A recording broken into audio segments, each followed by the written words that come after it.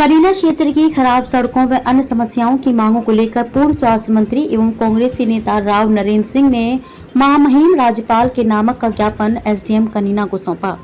पूर्व स्वास्थ्य मंत्री एवं कांग्रेसी नेता राव नरेंद्र सिंह ने आज करीना क्षेत्र की खराब सड़कों व अन्य कई मांगों को लेकर रोष प्रदर्शन करते हुए महामहिम राज्यपाल के नाम एसडीएम कनीना को ज्ञापन सौंपा। यह रोष प्रदर्शन कांग्रेस कार्यालय से लेकर एसडीएम कार्यालय तक चला। इस अवसर पर जमकर सरकार विरोधी नारे लगाए गए। इस अवसर पर राव नरेंद्र सिंह ने कहा कि सड़कों की हालत बेहद जर्जर हो चुकी है। सड़क में गड्ढे हैं या गड्ढों में सड़क, ये कहना मुश्किल है। सड़कों की हालत खराब होने के चलते आए दिन कोई ना कोई जनहानि हो रही है। उन्होंने कहा कि सरकार एक तरफ विकास की बात करती है, वहीं दूसरी तरफ केवल दिखावे के अलावा धरातल पर कोई काम नजर नहीं आता है।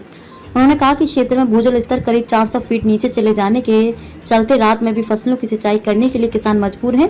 इस क्षेत्र में सोलर कनेक्शन कामयाब नहीं है, मगर मौजूदा सरकार ट्यूबवेल कनेक्शन लेने के लिए सोलर कनेक्शन लेने के लिए किसानों को बाध्य कर रही है, जिससे क्षेत्र के किसानों में रोष है। नेशनल हाईवे 152D पर सेहलक बागहोट के बीच दोनों तरफ चढ़ने उतरने की एंट्री एग्जिट न होने के चलते करीब 40 गाँव के लोग इससे बेहद परेशान हैं। कई महीनों से धरने पर बैठे हैं, लेकिन कोई सुनवाई नहीं हो रही है। क्षेत्र में सफाई व्यवस्था उचित न होने के चलते डेंगू, मलेरिया जैसी बीमारियों का डर लगातार बना रहता है। बेमौसम बरसात व ओलावृष्टि से खराब हुई फसलों का मुआवजा अभी तक नहीं मिला है। क्षेत्र में बरसाती पानी की निकासी एक मुख्य समस्या बनी हुई है। उचित व्यवस्था न होने के चलते जहां एक तरफ पैदल चलने में दिक्कत का सामना करना पड़ता है, वहीं जल भराव के चलते सड़कों को भी भारी नुकसान देखने को मिलता है। उन्होंने कनीना के स्थानीय लोगों की मुख्य मांग बाईपास है। आसपास के क्षेत्र के हजारों वाहन यहां से होकर गुजरते हैं, जिसके चलते एक तरफ पैदल चलना भी मुश्किल हो रहा है। वहीं धूल मिट्टी के कारण सांस लेने में भी दिक्कत हो रही है। सरकार से आप जो है यहाँ पहुँचे हैं, ज्ञापन दिया है, क्या कुछ मांग है?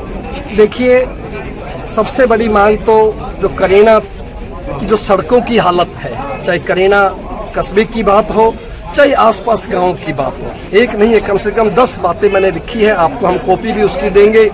पूरी करीना के अंदर सड़कों का बुरा हाल है। सड़कों में गड्ढे नहीं है, बल्कि गड्ढों में सड़क है। और आसपास गांव के अंदर भी उन गाँव की सड़कों का बुरा हाल है, चाहे वो आपका सेलंग से थाना पोता तक की हो, चाहे सीहोर तक की हो, चाहे रामबास तक की हो, जो भी हमने उसको विस्तार से लिख करके हम आपको कॉपी भी देंगे आपको।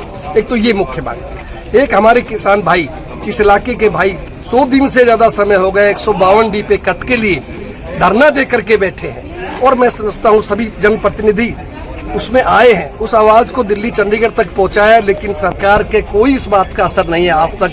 हम चाहते हैं अविलंब तुरंत उसको माना जाए और उनकी जायज मांग है उसको समर्थन देना चाहिए, खोल देना चाहिए लोगों के लिए। क्या फर्क पड़ता है? एक किसान भाइयों का जो मुआवजा, जो बेमौसमी बारिश से ओलावृष्टि फसल बर्बाद हो गई थी, उसके लिए अब तक किसान चक्कर लगा रहे हैं, चाहे बीमा कराए हुए लोग हो, चाहे बिना बीमे वाले लोग हो।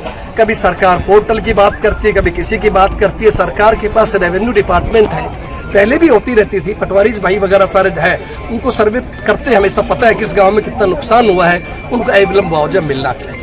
तो इस तरह से जो जरूरी इस इलाके की बात थी, एक सोलर के कनेक्शन की बात किस बड़ी शिकायत आई है कि जिन लोगों की अप्लाई किया हुआ था और बिजली के कनेक्शन के लिए अप्लाई किया था, अब सरकार की तरफ से सर्कुलर आ गया उसमें कि आपको केवल सोलर कनेक्शन लेना पड़ेगा।